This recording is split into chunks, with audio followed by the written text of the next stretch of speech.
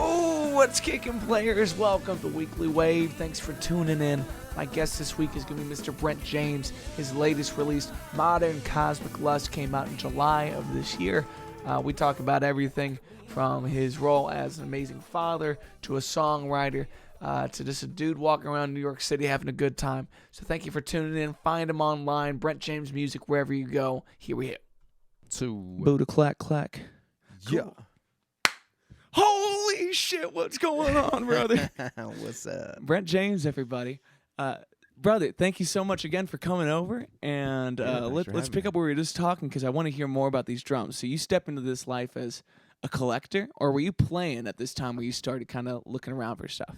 We were definitely playing shows. It was one of those things that was like, you know, you go out and do runs with other bands and you're like, oh shit, that's a really cool kit that he's playing, you know, like what finish is that, you know, like what year is that, you know, and then you kind of start to educate yourself on it. Nick, my drummer, him and I are,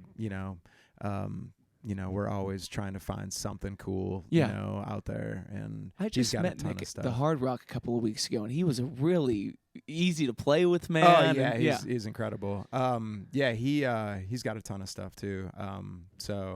But yeah, between the both of us, you know, like, you know, he'll find something that I was looking at, or I'll find something that he was looking at. You know, like, oh, you saw it first, you take it. You know, word. But yeah, it's just, you know, it's so fun. That and vintage guitars for me are just like, I've got the most ridiculous stories about just finding kits and then going on like, you know, a journey of like, I'll never forget this one. I found, I don't remember which kit that it was.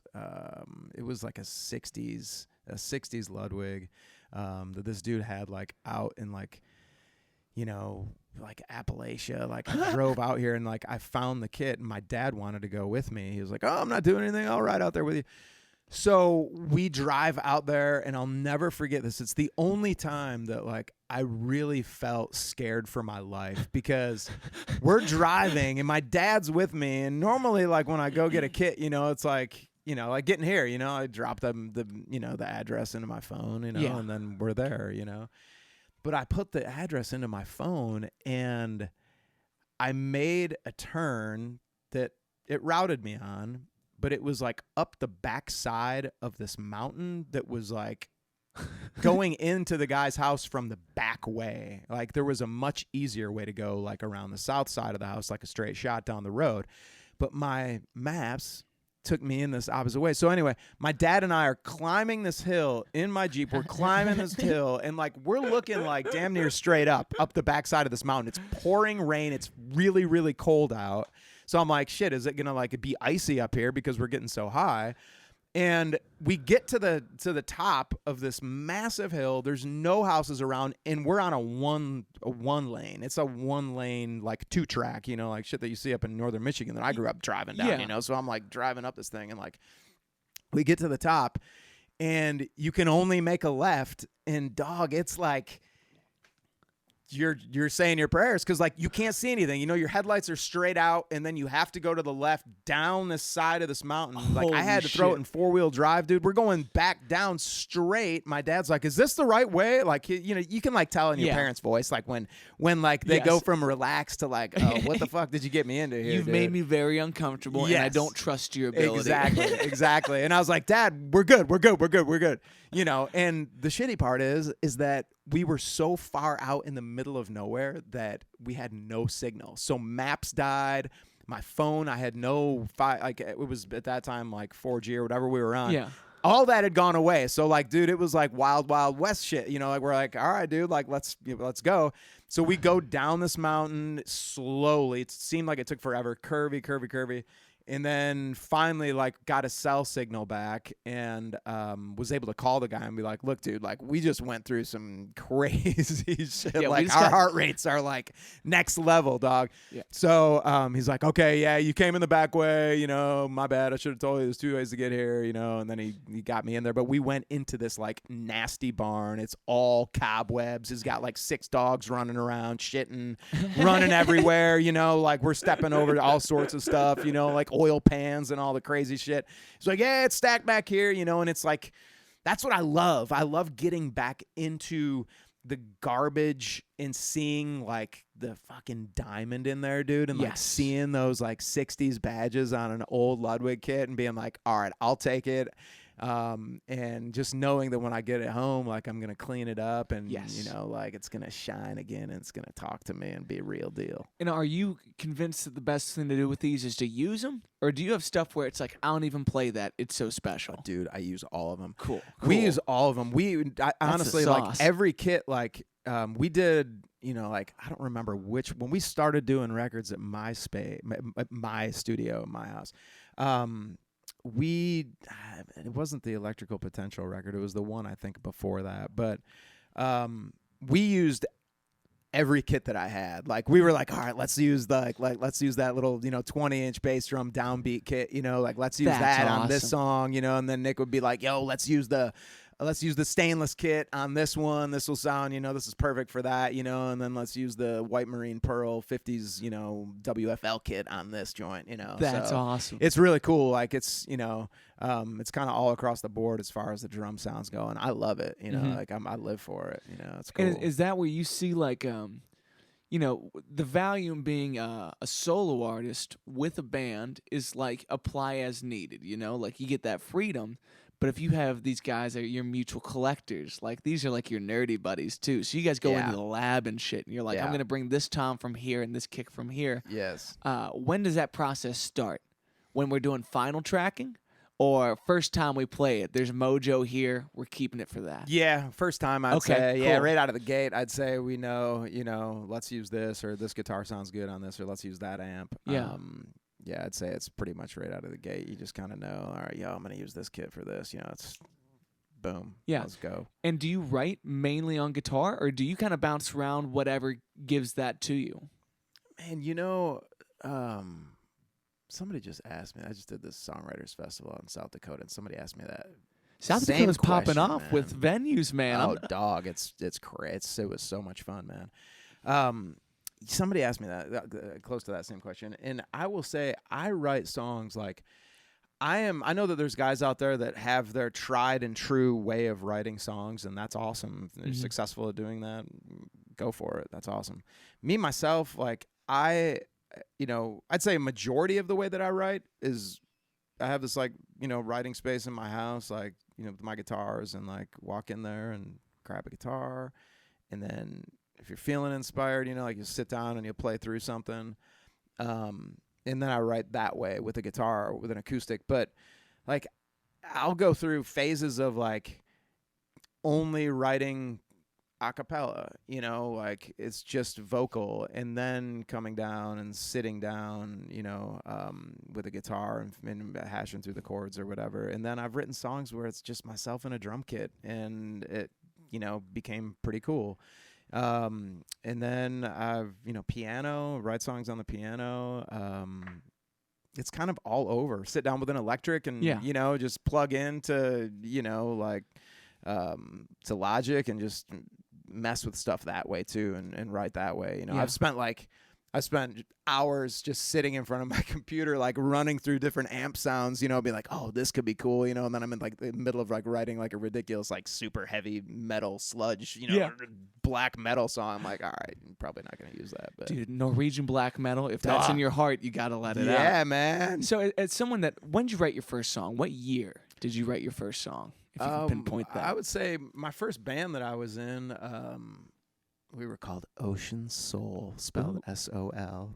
And sounds like some kind of Bath and Body Works candle. Yeah, It's all very we did was drink. We just drank beers, and you know, the guys in my band, you know, they just, you know, sit and just smoke an enormous amount of marijuana, and then we'd go down and write, and you know, and it was a lot of fun. But that was the first band that I was in, and I was probably 15, 16, I think, when I like got the guts to like sing awful, you know. It was you know, very insecure, no confidence singing, which, you know, you can hear on a CD that we did put out, which I have no idea where those are at, but you know, that was the first time that like I actually was like, okay, like, you know, listening to those guys play guitar, you know, they were much more schooled than I was, you know, on an instrument period. So it's like, you know, they were, you know, running through a verse and then getting to a hook, and then if we were gonna write a bridge, like just the construct of the song period, it was a learning process for me in that band. But like finding out how to write melody and how to make it interesting and make it somewhat marketable, maybe, because who doesn't have the dream of doing it on a big level, Mm-hmm.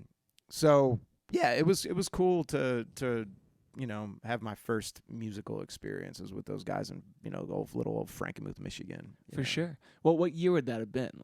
That would have been 96, 97. That's cool. Like that. So that's probably a time where like it's available for you to be home recording, at least in the beginning of the game. So like as someone that has the access to go into Logic and take it from zero to full band orchestration, like has that enabled a different kind of composer in yourself?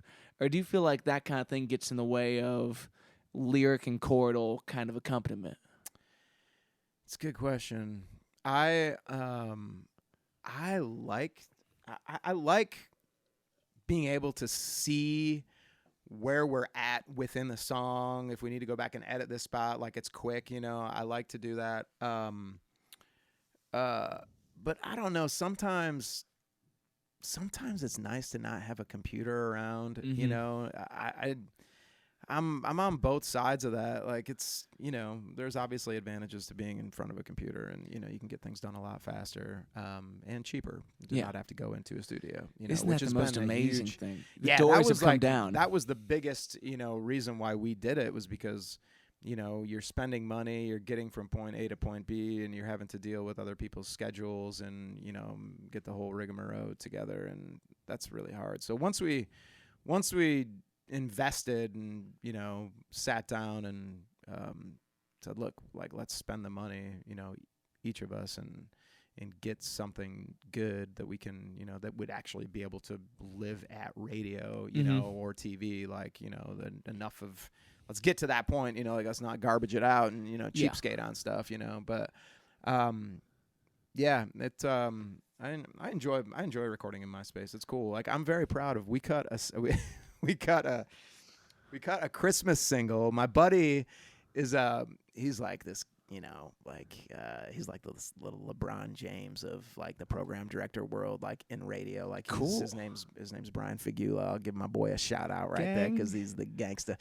But he's just climbed the ladder to success, which is a hard game. Escalator style, as Biggie says, But yeah, he's a bright shining star in that world. But he called me one day. It's like, hey man, you guys got any Christmas songs? You recording any Christmas songs? And I was like, no man, never. We've never driven down that road before. And he's like, you ever think about writing one? And I was like, I've not until this moment, dude, have I ever thought about it. But now you got me thinking. He's like, I'll see what you can do. So literally, like, hung up the phone with him, walked into my space, sat down with an acoustic. And, like the best songs you write tend to be the fastest ones, I think, at least for myself. And sat down and I wrote this song called Christmas Is Coming. And I was like, man, this is like, boom, boom, boom, done. So I recorded an acoustic track of it and sent it to the band. And they were all like, yeah, let's do it, dig it. So everybody came over to my studio and we recorded this thing like in an hour, dude. Like it was so fast. Like everybody had their parts. Like it was like boom, boom, boom, done. And how far are you not from even Christmas? 24 hours. This was maybe like 2 months prior to Christmas. Okay, I think he flips to, he's the PD of this big station in San Francisco called KOIT. But he flips in like October. He's always done that, and he's always been the leader of it. So we recorded this song in like 24 hours, had it mixed, mastered, everything was done. I sent it back to him, and he's like, yo, I love this, dude. So he adds it to his station out there at KOIT, which is a big station. And then we start getting all these other radio ads. And, here in Cincinnati, Warm 98, the great folks at Warm 98, my dog Brian over there, Brian DeMay, he adds it, and he's added that song every Christmas since like we put that out in like 17. And dude, like we got it in I got it in like Menards, Walgreens, Kroger's, No like way. all the when they flip Macy's, like when they flip to to their Christmas playlist, like we get all that love in all these stores. And I'm like, this is like the little gift that keeps on giving, because it was just a quick call from my guy and then saying, yo, do it. And then we did it. And I'm very proud, back to the point of the story, I'm very proud that like we cut that in my basement, and like it's all over and it gets all this love. And it's like, hey man, like you can make good sounds in a basement with, like a small budget, For sure. And good, good sounding instruments, and most importantly, obviously, as players. So. And I think that doing it the way you want to is the biggest enabler. Like if you're spending money on hours spent in the studio, it's like at some point I got to clock out, not because I want to, but because I need to. Now certain things do happen in an hour when the mojo is right. But sometimes a song is going to require 99 hours, and in the 100th hour, maybe it still sucks. And you're like, well, okay, yeah, you just keep fighting that. Yeah, exactly. Does your bank account just dwindles and dwindles? But what a cool thing to take a song like on consignment, pretty much. Like someone comes to you and says, write me this, and you drop them something, and it ends up being great for your career in the long run, but great for the season, too. Like McCartney, in his autobiography, was talking about simply having whatever that song. Yeah, wonderful Christmas time. You're like, what a bop in my mind. But then they're talking about like no one liked it on the charts. It did nothing, but it's a Christmas staple. Mm-hmm. You don't realize that there's markets within the year that you just gotta give it a whack sometime. Give someone a Hanukkah song so they can rock out during 7 days of family fun. You need those tunes. Yeah, dude, for sure. Yeah, you need them, man. They matter, and people. There's huge artists that do whole Christmas records for a reason. It's very lucrative. What's it like to be Mariah Carey making that Christmas money? Dog, dude. Spend it on stupid shit, I'm sure. I would hope. I hope too. Yeah. I'd like to heat my pool outside, middle of the winter, and yes, I'm moving to the beautiful state of Washington. Shit's going to be real. Right, exactly. Man, but there's a great opportunity there where even calling upon yourself, where it's like, here's a moment, and I want to write this song. Do you ever type yourself a note and say, this is the moment that I need to come back and paint upon? Or do you tend to go from what's happening to what I'm writing? Or you got like a list of notes of, here's the premise, here's the feel? I have in my phone, I have show the people the truth. I have this thing here. Where is it? I have this. It's just entitled. It's in my notes. Just song titles. Oh, gee. It just continually. They've become song titles, but then they've become like verse, chorus, like. And I've got a few of those in here, and I'll be honest. I've written since I've started this list. I don't know when I started it, maybe 6 years ago. Since I started that list, I've never referenced it, which is stupid. Like, I need to go in, but sometimes when you sit down with a guitar, there's just something already in your mind where you're going. And I feel like sometimes this is like, it could like get me off the path, like for instance, like I wrote a song the other day, it was one of those ones. It's coming fast, you can feel it. It's coming fast. Here we go. Like, don't lose this, like this is a wave that God's sending down to you. Like, get on it, So you're sitting there and like you're writing the song, and I got to verse, found the hook, got to the next verse, felt like the song 100% needed a bridge. So I was like, okay. So somebody knocked on my door. And I had to get up. I had to answer the door, and when that happens, it's like, oh, shit. As a songwriter, you're like, come on, like. Especially if you don't have the voice memo done. Yeah, man, yeah. So it was like I got to that point, and then I needed a bridge, and it's like I was interrupted. So, like, like the crest of the wave or whatever had folded over, and, I was, paddling back out, as they say, to find the next one. But, I couldn't find it. And I was thinking to myself, get in there and look, see what you got. Yeah. But I couldn't do it. I don't know what I think that I keep this, to be honest with you. I think that I keep this here for like co-writes. If I'm going to go in and I'm going to co-write with somebody else and sit down with someone else and we need ideas, and if we're hung up and you can't find an idea right from the initial what's up, I think that that's probably in the back of my mind why I have all these ideas in here. You know, like that's, on reserve, I guess, for a different time. But yeah, writing for myself, like, it's just one of those things. I get pulled in there by a magnet of some sort from the universe, sit down, and then it's on.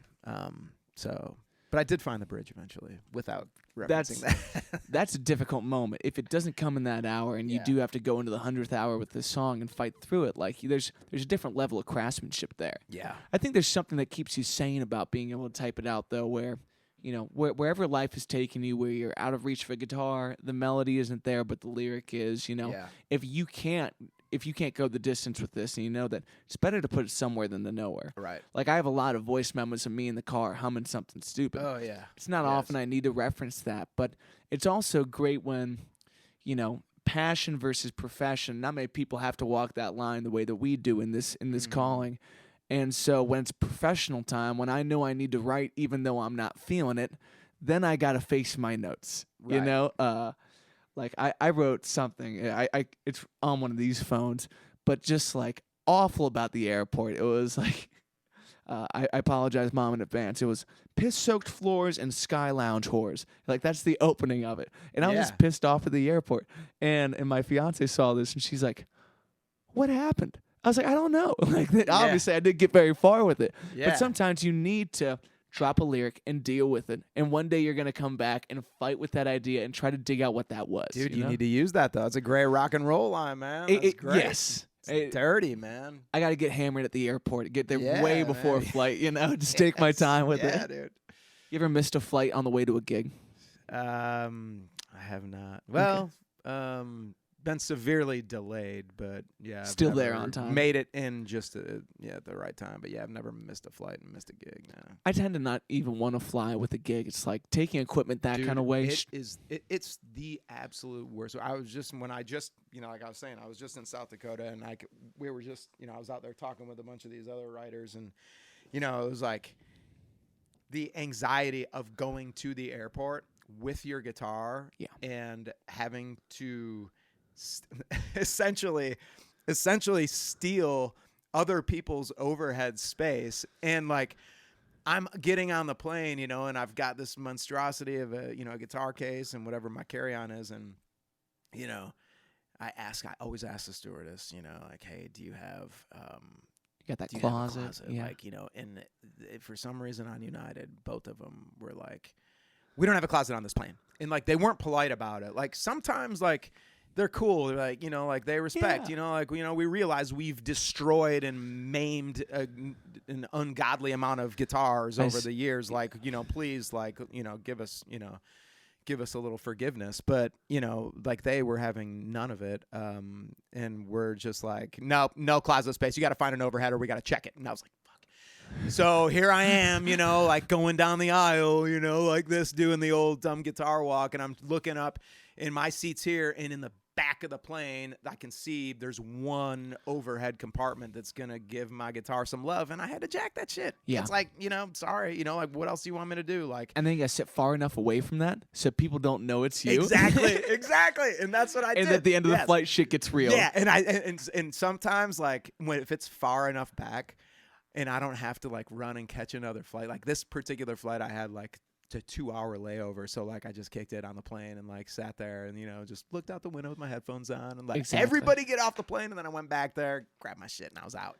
That's a pro move. That's sometimes I had to I actually sat next to this guy who was such a cool dude, this old dude, and we were talking, and I was telling him, I was like, yeah, man, I was like, he was like, go ahead, he wanted to let me out, and I was like, I can't get out, I gotta wait for my guitar. I was like, where's your guitar at? And I was like, oh, it's in the back, I was like trying not to like draw a big like, he's like, hey, you see that guitar right there? Pass it up here. So this dude, like, I'm like, and man, it comes down the aisle. Crowd it was like a spotlight on my guitar. I'm trying to be like, oh, sorry, I stole your shit. Lady with 3 kids. One's crying. You probably could have used it. Yeah, but kids holding. Yeah, but purse. It was a good lesson for me. I'll tell you, man, because I was like, this dude didn't give a fuck.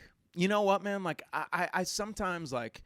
Sometimes in this business, like you can really give too much of a fuck. You really can, man. And like when people aren't, it's like, you know what? I'm just gonna get my fucking guitar, man. Like, I'm sorry. Like they didn't, so like, I told myself after that, I was like, the rest of my fucking life, I'm going to say, hey, would you mind passing me my guitar up? You know, because like they had no problem with it. Nobody did. Nobody gave a fuck. They all wanted to pick up the guitar and they wanted to send it up. You know, I was like, fucking good lesson, man. You can learn something in any situation, I feel. Especially from the guy that's a brutish, that's blunt, and like having a good time with it. Like, man. Like some of my favorite comedians are like that, but I feel like rock stars of the world, they have a moment on stage where they get to be a demigod. You know what I mean? Like you have full control of what's going on. So in the rest of your normal day-to-day life, you probably don't want to stir up anything. Right. You have that chance to do that. So here, you just want to be another casual person. Yep. And when you want people to like you, you don't want to inconvenience them. Yep. And when you don't know what's going on with them, it's hard to ask anything of a stranger. But yeah, man, that's true. Yeah, especially when you're walking through the airport and you look like the one guy with a guitar, you know, and you're probably wearing a leather jacket and you look like a rock star. You know what I mean? So it's like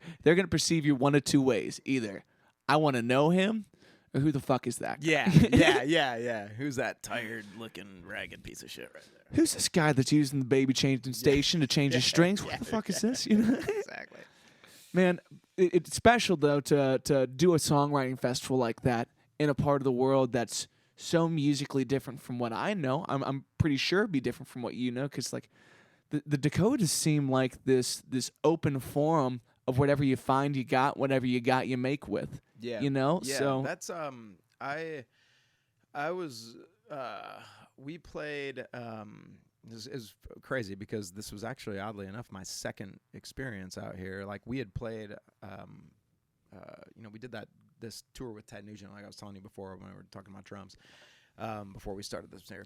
But you know, we did that run with him, and we had like a few days off with the Contraband guys, this band that I was in before, and it's called Brent James and the Contraband. But we had a few days off on that run, and I don't know, are you familiar like with country music? You know, Big and Rich? fuck yeah. Big Kenny, the tall guy, I had got to know him through my old manager, Corey, in Nashville.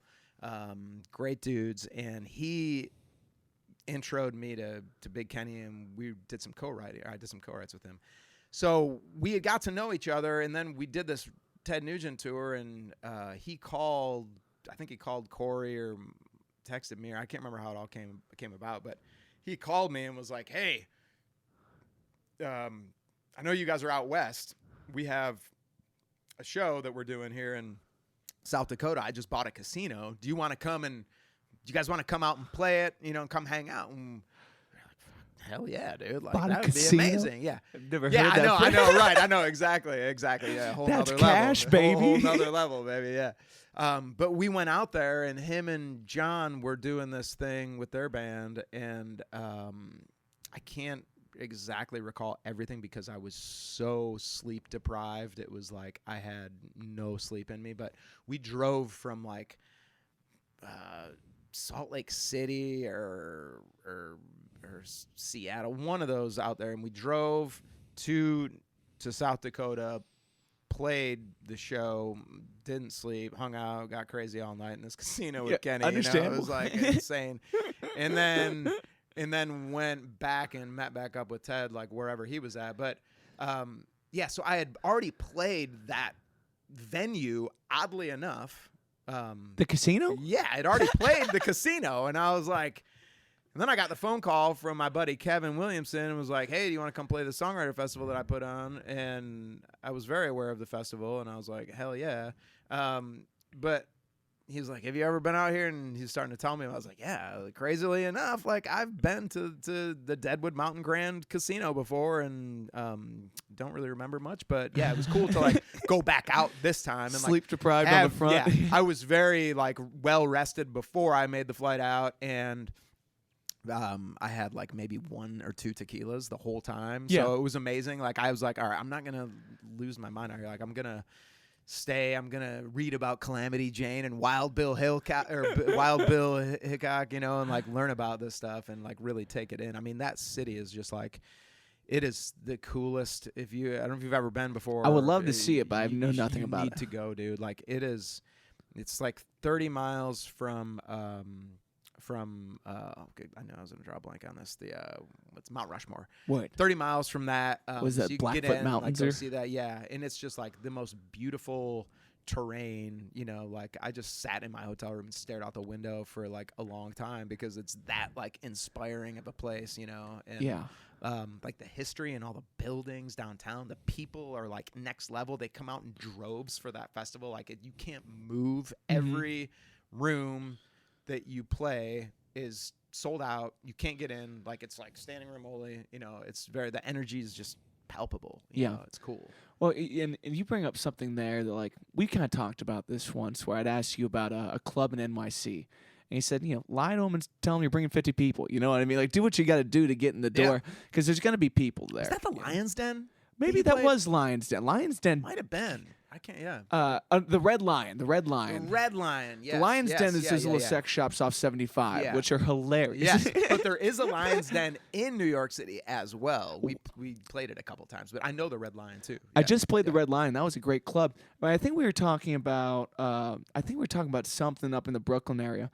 But regardless, like you have cities like that where there's events and there's people, but then there's parts of the world that have a music club and a show a month, and like these things are staples of the community. These are the showings of your presence. So when you get involved in those, you get to see these people at home, at their finest, you know, at their worst and their best in all the right ways.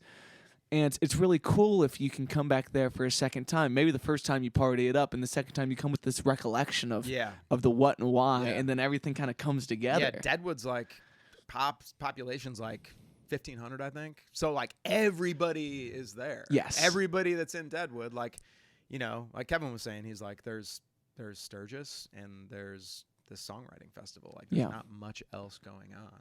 And to be there with them makes you part of the family. You're part of the fun, and like. You know, you can't pay for that kind of listener experience. We live in this world where you can pay for Spotify listeners, you can pay for Instagram likes, you can do all that stuff. You couldn't pay enough money to catch someone during their local festival having the time of their life to your new song for no rhyme or reasons. Like that's it's straight magic, man. Yes. It really is. It makes it well worth it. It's, you know, like, you know, you play rooms for 5 people, 4 people, just the bartender. We've all done it. And then you go out and you play the ones that keep you doing it, you know, that reignite some sort of crazy spark that you have on this insane chunk of air called song, if you will. You know, it's like, what it really is it? You know, like Tom Waits said it the best. I think he was like, what did he say? You know, music is just something interesting to do with the air. You know, I mean, that's awesome. Very true, dude. I like "Chunk of Air." That's a funk song waiting to happen. That's pretty dirty. Yeah. Well, what's like the most surprising city you've ever gone to, where you didn't expect nothing of it, and they showed up in droves, or 5 people showed up with a certain amount of spunk? What was the biggest like? Give it a shot, and it's at the park. That's a really good question. You know, I will say there's a few of them. There really is, and they all have special spots in my heart. But I grew up like a massive. Can I move this up? Yeah. A little bit? Okay. It might be going flaccid on you. Unfortunately, I thought K&Ms were the best mic stands, and I get some, and they start drooping on me like that.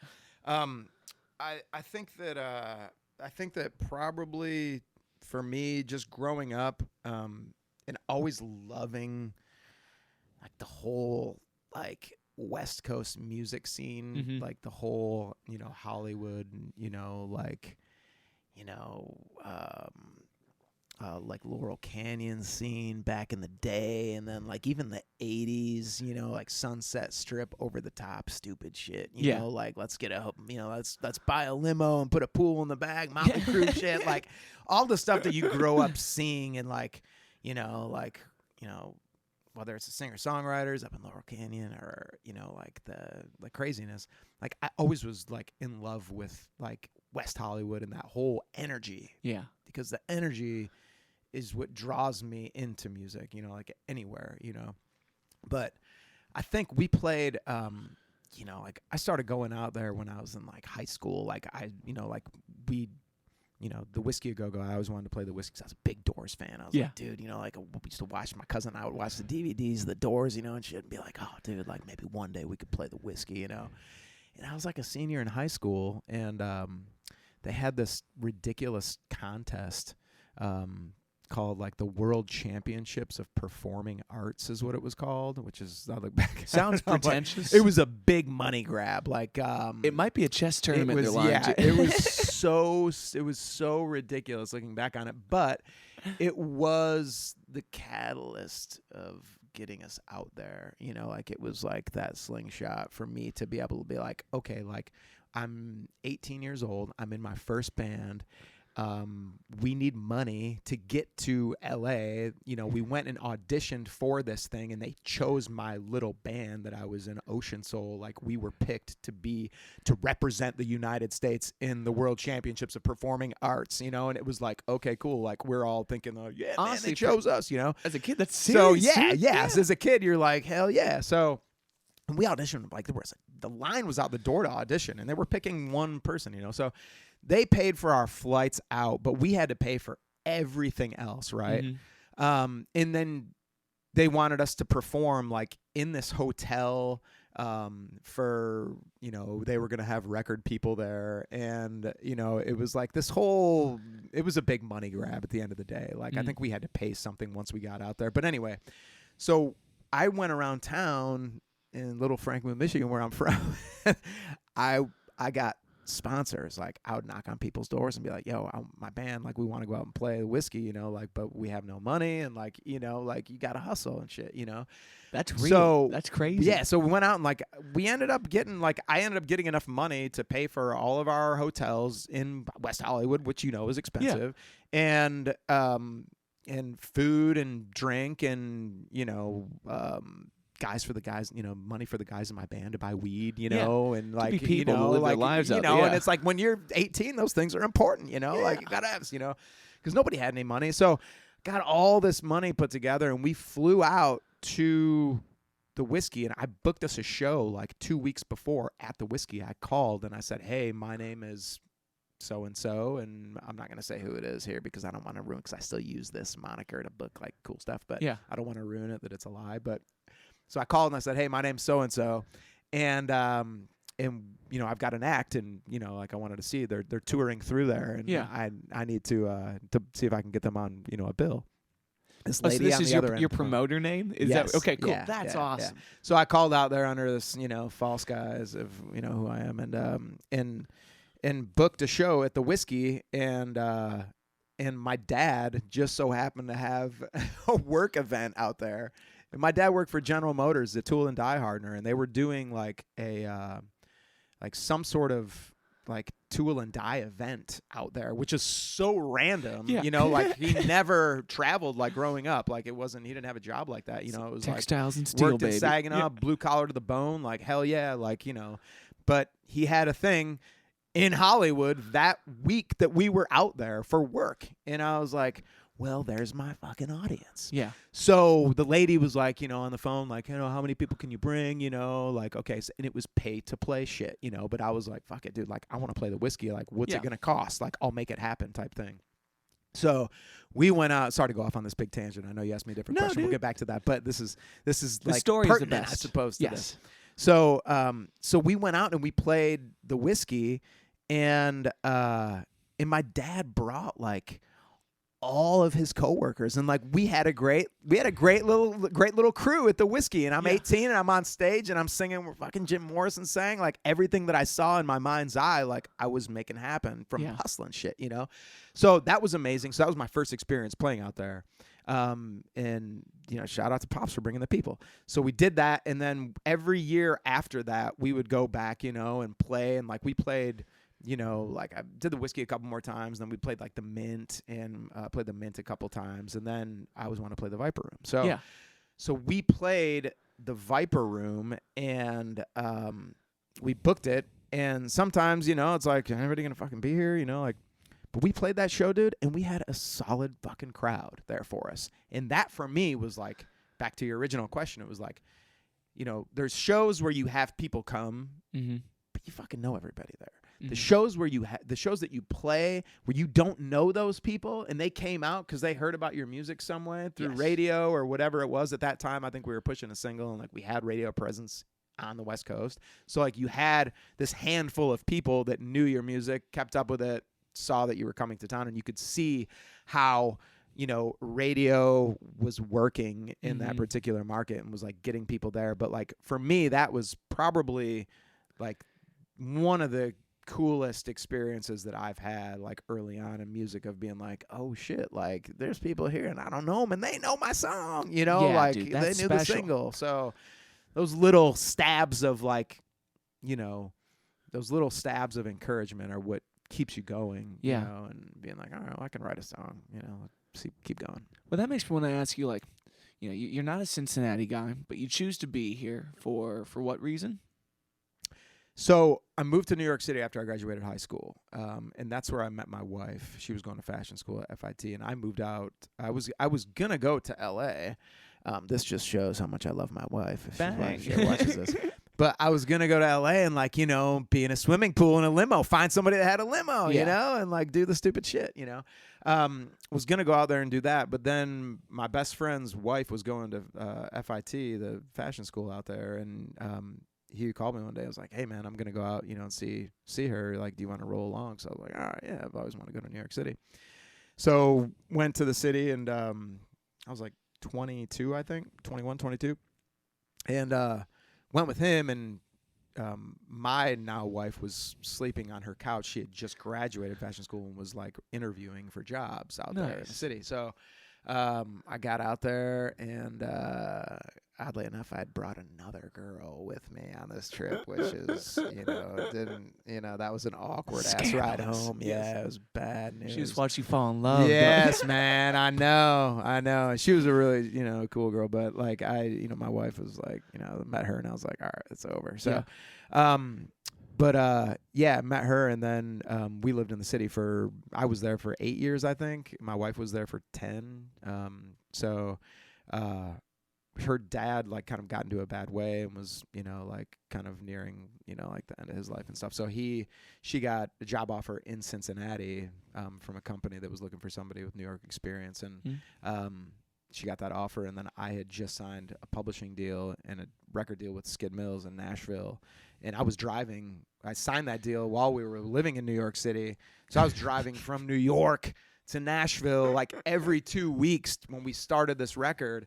And it was like the first real record I had ever been involved in with, like, you know, like managers and agents and all the stuff that came with it. So it was like, make it happen, you know. So like I'm driving New York, Nashville. Did that a bunch, and it was, you know, risking your life through the mountains back and forth. She got the phone call of, you know, like they want me, like they want to hire me. And I was like, let's go. Yeah. Let's go. 4 hours from Cincinnati to Nashville. Yes. And New York City is just so expensive, and everybody was kind of like moving out of there because it was so expensive. And Nashville was like, you know, at the time, like Jack White had just moved there, and like other people, you know, like, so it was like kind of just becoming like super, you know, super hip to be there, you know, and like being in the scene or whatever. So it made perfect sense for me to like just, you know, I was like, I had had enough of riding in the city and lugging guitars around from a rehearsal space out to Brooklyn or in the, you know, wherever you're playing to rehearse and play shows. It was just so laborious, you know. It's like, but I do look back on it fondly because it was a lot of, you know, like grinding, which I think is very important for any musician, you know, like to have the lowest of the lows, you know, like the shitty times, the times that really suck, and then dig your way out of that and make cool stuff happen, you know, and then go back to the shitty ones and come. And that city is so potent for that kind of thing. To be in NYC as a 22-year-old kid has to be. Well, I was going to ask you this earlier, so I'll just lead into that. What's a moment in time where either a hero or a mentor or an opportunity gave you the affirmation that this is what you were meant to do? Gosh, man. Dude, I've got First one. Okay, the first one that came to my mind when you said that moment, I was in a band called The Flask. Nice. And, it was like just dirty rock and roll band. It was myself, Kenny Olson from Kid Rock's Twisted Brown Trucker Band, one of my favorite guitar players ever. Kenny is just like came out of the womb with a guitar in his hand, just smooth, charismatic, just beast of a guitar player. Me, him, this guy, well, we had a couple different bass players, but I think that show was this dude named Wolf out of Detroit. He's like a legendary bass player out of Detroit. Looks killer, big beard, fit dude, like just fucking slammer. And then Shannon Boone from he was in Puddle of Mud, and now he's in Fuel. But so we had this band, and it was straight up just dirty rock and roll. We went out to L.A. Eddie Kramer did the record for it. The fucking Eddie Kramer did the record for it. And it kind of fell apart for different reasons, but for business reasons, you know, like the stuff that I was told from the management side. We don't have to get into that garbage, but yeah, it was an amazing show. We had it in Detroit, and we were at the Magic Bag in Detroit in this legendary spot, and I'm looking out in the crowd, and I'm like, man, that dude looks really familiar to me. And I'm looking, and it's Eddie Harsh from the Black Crowes, which I'm a big fan. I love the Crowes, man. And I'm like, dude, I saw him a year prior at the Roseland Ballroom in New York City, and was like in awe of him. And I'd always been in awe of him, of his playing. You know, just an amazing keys player. But I remember looking out, and he's standing like front row, and I was front row at the Roseland not even a year prior to that, watching him in a massive, you know, crowd, and just him getting loose and me just loving it. And then there he is. That's the thing about music. It's like, it's so random, dude. Like, here he is at our show because he's from Detroit, and he knew Kenny, and I think he knew Shannon. I think they were all friends. And here he is standing there watching me sing rock and roll songs with these badass motherfuckers on stage that I'm with. And he loved it. After the show, he came back to the dressing room, and I remember being out back there with no shirt on, like some jeans, you know, we're all yeah. And here he is, like, giving me props, and I'm like, dude, this is the coolest shit ever, man. Yeah. Fucking Eddie Harsh, dog. Shit. Well, So that's probably my coolest. were you blown away in that moment, or were you like fulfilled? I'm sure those can happen together in time, you know. I'd say I was more blown away just because of like the capacity that I had seen him in previous, like, you know, like not even a year prior to that. It was Crowes shows were awesome out there. So it was just like, but it was like, you know, like it was just one of those moments where like, okay, like I can do this, you know, like, because sometimes, you know, you're up there as a frontman, like just when you're just out there singing, because that's pretty much what I've been, you know, is like just mostly out singing, you know. But like, it's one of those things where like you can really second guess yourself and be like, fuck, man, like, do I know what I'm doing? You know, is this what I'm supposed to be doing? But to have people like that have been behind singers that really fucking knew what they were doing, and then for him to, because he didn't have to come up to me and say shit, you know, like he could have easily glazed over my no-name ass at that show easily. I mean, the people that were there, you know, coming out to see us was like, he didn't have to say shit to me, but he did, and it was really cool. May he rest in peace, because he passed away, unfortunately. But just a guy, like, those little things that people in the music business don't realize that they're doing in the moment, for somebody who's coming up who might be questioning, like, whether or not they're on the right path. You know, like, obviously we feel music in our hearts, in our souls, and like that's what we want to do. But you question yourself sometimes, you know, and when they get that, you know, affirmation of, you know, like, yo, dope, great job, that was killer, you know, fucking sounded awesome. Like, all right, I'm gonna keep doing it, keep pushing the rock up the hill, as they say, you know. It's such a, you know, I really respect that you're someone that's in this scene that I don't think Cincinnati has the listener populace that it needs to own its own presence, its own shine, its own feeling, and I have hope for this city because it's my home, and I'll never turn away from that. Yeah. But when folks like yourself that, you know, for whatever rhyme or reason has brought you here, it's like it's a contribution to step up and to know that you do this not only for the right reasons, but at the highest level every day for you know, we're not the types to retire. I know you're not going to be sitting there one Right, day like, right, when can I right. stop doing this shit? Right, like, right, ain't no yeah. chance. Yeah, there's no way. There's Yeah. just when you start writing songs, like it is an addiction. It's like, you know, like Nick and I always, you know, my drummer Nick, like we always joke because we're like, you know, like I have so many songs written, you know, and it's like I am at the point in my life where I'm like, I just want to like record everything because it's like it's my legacy that like I can leave to my kids. Like one day if they're feeling down, they can listen to my catalog on Apple Music or Spotify or wherever they listen to their music from, and like maybe it will help them get through some shit, you know. So it's like I'm on this quest forever, probably. I'm sure it will probably never happen, but to record every single song that I've written, which it won't happen. I mean, there's a lot of stuff, you know, but hopefully the good ones and the ones that mean something, you know, will be represented, you know, forever in the stratosphere. For sure. You know. Did kids change your why in music? Did they? Yeah. Or has that been a constant relationship? It's been you know, it's that's a good question. I have so much fun with them writing music, like, and watching them thrive, because Piper plays violin and it's so fun to like watch her understand music. Where's the one? When do you come in? That natural, some people have that natural, like when you get an instrument and the music starts playing, like you have that natural bop to you. You know what I'm saying? Like there's just, oh shit, like yeah, I'm feeling it, you know, like, and you don't know why.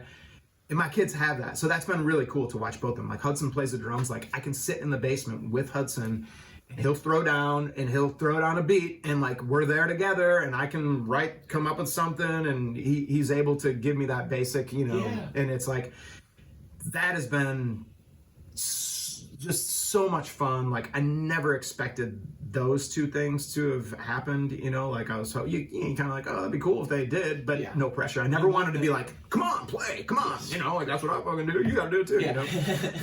But like I never was that dad, but they took to it pretty easily, you know, and we'll see if they decide to do anything. If they wanted to, of course, I would be super supportive. But yeah, like writing inspirationally, you know, I have a few songs that I've written about them, you know. One is called Sun in My Eyes, but it's spelled S-O-N, not like the sunshine, but Sun in My Eyes. And then I've got a song for Piper that I wrote called Angel Eyes, you know, like they're kind of, you know, the eyes, whatever. But there's songs that I would like to, we did cut them, they're recorded, but I don't know that I could put Sun in My Eyes out right now without my son being like, he's at that age, you know, where, oh man, you know, like my daughter, like she loves to listen to Angel Eyes in the car because it's about her, you know, and she's all about that shit right now. But like, you know, I don't know how much longer that's going to happen. So those might be songs that, you know, maybe when they're 20 and, you know, that I'll be able to maybe put out at some point. But there definitely is an inspiration that comes from that side of my life, I think, you know, which is fun to touch on. It really is. And it's cool to talk about your legacy too, because, you know, when it's your grandkids, your great grandkids, when these are steps beyond where you could physically be in the room and tell them what happened and who you are. Yeah. Here is this volume of music that is so inseparable from who you are, almost in your entirety, like you've been saying. Like, to cut all these songs in your lifetime seems impossible. Because every part of your being had a soundtrack to it. It's what you live for. Yeah. And one day when those kids turn on, you know, Sun in My Eyes, this is a song talking about their father. Yeah. And this is a moment where they're trying to reach for what it would be like with you and them in that moment. It's like, that's heavy. Yeah, man. Yeah. And even things like this, you know, like, because, like, you know, I wasn't ever a big interview person. Like, I just was never really into it.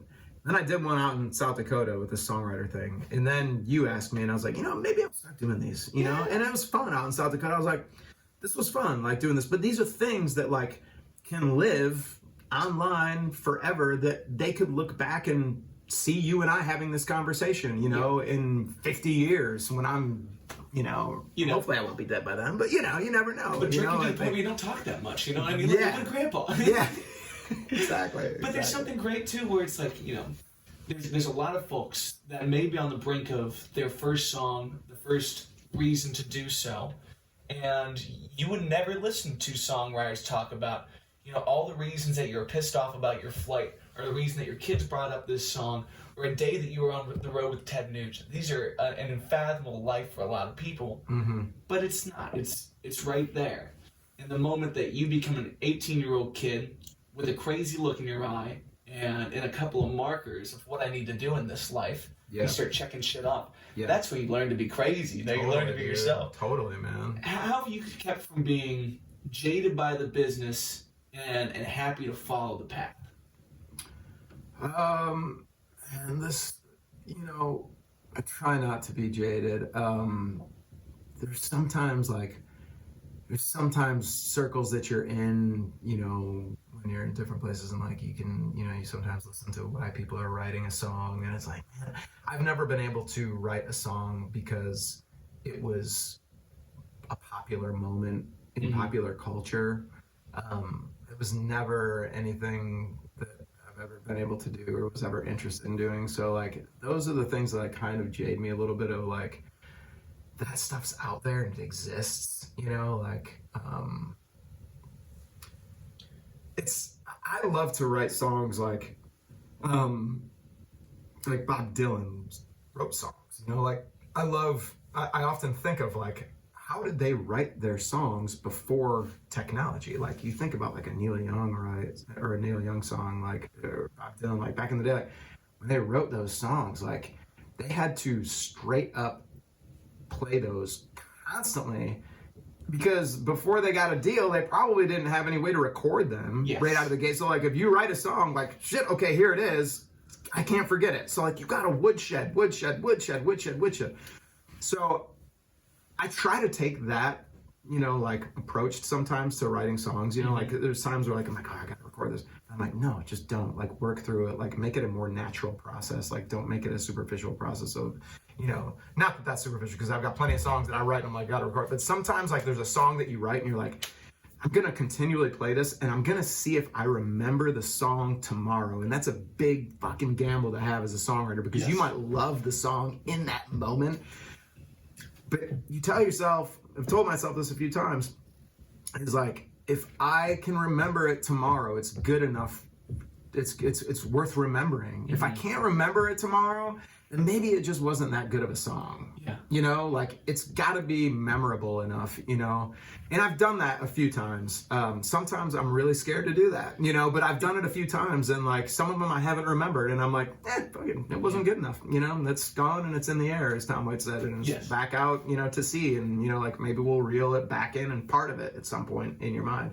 But yeah, there's, when, like, oh, let's construct this pop song and it's got to be like exactly like this, like those are the things that jade me, and like listen to people just talk about it when they're only in it for the money, like I'm not in this business for the money, like money would be nice, of course, and it is nice to make money. It's nice to make money because everybody's got to eat, and I'm not saying that, but I wrote music I still write it for therapeutic reasons, like getting out of my head, like, okay, like I've got this anxiety about this in my head and I need to get rid of it, and here it's going to live over here and it's now gone, and like that's the biggest driver for me to write songs, period, is to get out of certain headspaces that I might find myself in, okay, you live over here, you're done, here's the new one. It's like, it's a continual, flow of motion, you know. Well, we look at quarters sometimes when it comes to like holding on to every little fragment of something, every little nook and cranny and idea. And sometimes you gotta let it go and see if it comes back to you, because that song now does serve a purpose. It was needed for that reason. Right. Yeah, for sure. I mean, there's so many songs that I've written that I'm like, man, like, I need to listen to that because it's gonna help me right now. Yes, I yes. know where I was at, and here I'm thinking about that shit again. Now I can come back and cut it off again. And they throw it in the middle of a set list, so you end up crying in front of people. Yeah. Like that's a great moment, man. Yeah. Well, before we conclude, is there anything that is on the horizon that you want to kind of promote? Anything that you want to tell the people about? Man, yeah, we're talking about recording more stuff right now. We're constantly always just going to be recording stuff and putting stuff out. Yeah. So to that small group of people that cares, which is cool. It's like anybody that cares about a piece of art that we have made or that I've made is always like beyond humbling. Like. So yeah, I mean, we'll probably put something out. We got some shows coming up. I got a show. We just played down at Mercury Ballroom in Louisville a couple days ago. What is today? Is today Friday? Last Saturday? today's Friday. Yeah, last past Saturday we played down there, and then I'll be at JD Legends with Southern Accents guys again Kick-ass. up there Saturday, I think. That's a cool club. I like JD Legends. Yeah, man. Yeah, cool guys. Cool people there. So we'll be back up there, and then I know that we have some more stuff. But yeah, I mean, if you're checking us out, like Instagram, pretty much everything's at Brent James Music. Like our website's BrentJamesMusic.com. Yeah. Except for Facebook, that's official Brent James Music, because there's another Brent James out there. If you're watching, a guy wouldn't give up the Facebook to Facebook.com/Brent James Music. But maybe I don't even know if that is around anymore. But We hope your hard drives crash and your songs suck. Well, brother, thanks for coming on. I really appreciate it. mad love, man. Let's get a show together Yeah, soon. let's do it, brother. All right, peace, y'all.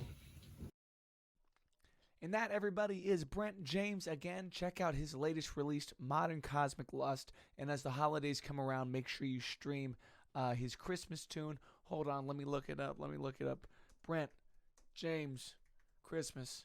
What's it called? Christmas is Coming. Yes, okay. Check out the song. I'm going to play it on the way out. Let's bump.